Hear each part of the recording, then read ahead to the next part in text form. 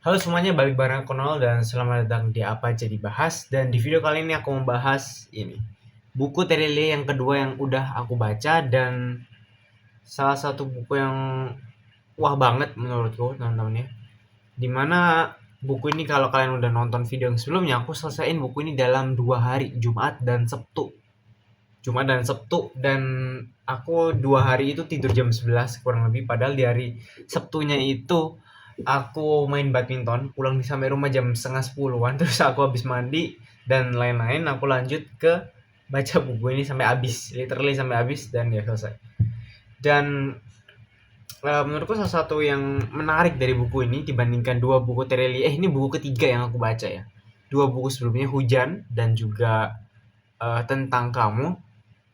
Buku ini ngasih pengetahuan yang lumayan wah banget tentang perekonomian dunia. Gitu ya. Orang-orang aku baru tahu dari dua temanku bahwa Terelie ini ada polemiknya, yaitu bahwa dia adalah ghostwriter atau orang yang membeli karya tulisan orang lain. Jadi ini sebenarnya bukan tulisannya Mas Darwis atau Terelie, tapi dia beli. Kurang lebih seperti itu. Tapi aku nggak peduli teman-teman, selama dia beli dan ya udah nggak masalah gitu kan.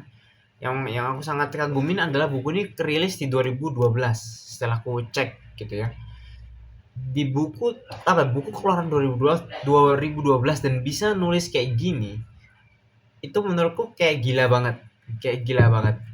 Kayak dengan ya sistem ekonomi yang dijelasin, memang kondisi yang terjadi di 2008, krisis ekonomi Amerika, bubbling pecah, KPR pada nggak bisa bayar gitu ya, akhirnya krisis ekonomi di US. Apalagi ditambah juga dengan krisis adanya 9/11 di New York waktu itu ekonomi Amerika sempat crash lah di tahun itu.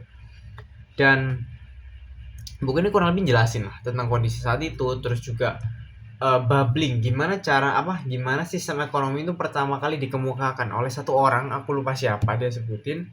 Jadi di luar barter yang akhirnya membuat nggak dikemukakan satu orang, dia ngasih contoh lah kayak ke orang. Jadi dia kayak ahli ekonomi di sini jelasin, namanya si si Thomas, satu kata doang namanya karena marganya dihapus gitu. Jadi kalau kalian mau tahu baca aja sendiri gitu ya. Dan keindahan yang salah satu juga aku dapetin yaitu dari knowledge itu. Jadi sebenarnya dengan adanya dunia perbankan itu bisa memutar duit dan bukan memanipulasi, secara nggak langsung memanipulasi, tapi secara legal. Misalkan aku punya uang 100.000, aku tabungin di bank, terus ada orang lain yang pinjem gitu kan, ada yang orang lain yang pinjem uangnya diambil sama dia. Berarti uangku kan dipinjam sama orang lain tapi melalui perantaraan bank, yang akhirnya berarti bank punya 100 gitu kan kurang lebih, tapi di catatan dia punya 200.000. Kok bisa dari uangku, dan juga nanti dia akan balikin gitu. Sebenarnya ya gitulah, perputarannya kurang lebih rumit ya. Dan dia jelasin bahwa ya sistem ekonomi kurang lebih kayak gitu, basisnya atas surat gitu kan. Dulu sempat ada emas tahun 19 berapa ya, dilepas sama Richard Nixon itu di US. Jadi US tuh udah nggak ada emasnya lagi. Jadi base-nya kepercayaan itu yang aku baca dari Timothy Ronald. Ini buku ini mendeklarasikan secara sedikit gitu ya. Dari yang disampaikan oleh Timothy bahwa ya sebelumnya tuh adanya emas gitu sebagai resource untuk yang mengakui bahwa adanya uang gitu kan. Ada uang itu di backup oleh emas. Jadi nggak akan bisa, sulit untuk bisa lepas gitu. Jadi harganya akan ngikutin kurang lebih gitu. Dan sekarang terjadi banyak sekali inflasi, perkembangan ekonomi dan segala macam karena lepasnya duit dari emas gitu ya. Di buku ini nggak terlalu jelasin masalah yang lepasnya duit dari emas, cuman dengan gak adanya backingan itu, um, it's kinda hard how I supposed to say this, tapi kalian harus baca sendiri. Ini salah satu buku yang nggak bisa untuk aku ceritain secara satu arah, tapi bisa jadi sebuah bahan untuk diskusi ketika ada dua orang yang sama-sama udah baca buku ini, bisa untuk saling berdiskusi tentang apa yang terjadi, apa yang ada di dalam buku ini gitu. Aku tukeran sama temanku, jadi yang Tentang Kamu itu aku pinjemin ke dia dan dia pinjemin aku buku ini. Cuma dia ternyata sama sekali belum baca bukunya dan dia lebih milih untuk masih baca novelnya yang lama yang lain lah. Tapi aku udah selesai. Karena dua buku Trilly yang sebelumnya itu benar-benar bagus banget, dan ketika baca ini, damn. Dan salah satu inti yang aku sampaikan, yang bisa aku simpulin dari tiga buku yang udah aku baca, bahwa Terilia mungkin suka dengan tipikal penulisan flashback. gitu ya. 2 buku sebelumnya flashback banget, jadi sekarang terus dia flashback, maju lagi flashback, ini juga hujan itu seingatku nggak flashback. Seingatku Terelia yang hujan itu nggak flashback, tapi yang ini flashback, tentang kamu juga flashback. So, dan ini bukunya tulisnya 105 tapi bisa dapetin di online seharga 90.000 dan bisa beli paket ternyata. 135 dapat Negeri Para Berbah dan Negeri di Ujung Tanduk, teman-teman. Dan ini ceritanya lumayan menarik, dan di dalam cerita ini dia kondisinya adalah 3 hari. Jadi hari Jumat, Sabtu, Minggu, Senin sama Senin, berarti kurang lebih 3,5 sampai 4 hari. Jadi ada bank yang mau ditutup karena financial fraud gitu-gitu dan segala macam, tapi dijelasin kalau ada penutupan bank akan terjadi runtutan, kehancuran ekonomi di negara itu karena orang-orang akan narik cash gitu ya. Jadi ketika bank itu simpenan cashnya itu diambil sama orang-orang, habis. Karena aku berani bilang bahwa bank apapun di let's say di dunia gitu, terus Indonesia lah let's say, sebenarnya cadangan uang mereka tuh minus ya, entah minus 1%, 2% pasti minus gitu. Karena let's say kita semua naruh uang nih dan segala macam, mereka juga ada sistem BI Fast yang untuk transfer uang antar bank, jadi kan saling hutang antar bank, terus juga akhirnya mereka bikin loan KPR untuk ngasih ke AG properti duit gitu kan. Jadi sebenarnya uangnya bank itu minus, teman-teman.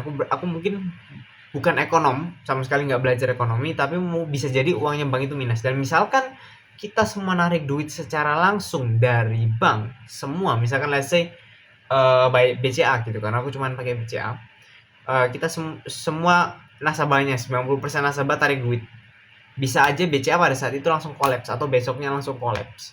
Dan ketika ada kolapsnya satu bank, nasabah di bank-bank yang lain, let's say Mandiri, BRI, dan BNI juga bisa aja ikut kolaps karena nasabahnya ngeliat BCA aja kolaps gitu. Bank nomor 1 di Indo gitu kan, wah berarti mereka pada narik duit. Penarikan duit ini ada yang menghancurkan bank. Sudah terjadi di Amerika pas pandemi kalau nggak salah, 2022-2023 atau sebelumnya, ketika ada bank-bank yang mensupport startup, tapi pada saat itu banyak sekali informasi yang beredar bahwa akan terjadinya krisis ekonomi dan segala macam. Akhirnya startup itu pada narikin duit dari bank itu, banknya akhirnya tutup. Itu aku dapetin dari YouTube-nya antara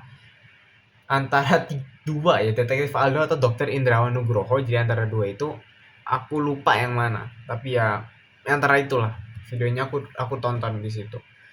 Jadi ini novel cerita fantasi yang sangat baik gitu, action gitu, romance-nya belum terlalu kelihatan, kemungkinan lanjutnya bakal ada romance-nya karena ada bibit-bibit yang udah, dan juga ada pengkhianat ternyata di keluarga mereka. Jadi di belakang ini, tapi setidaknya di negeri para berbah, pertarung sejati tidak akan pernah berkhianat. Di belakang ini ada gitu ya,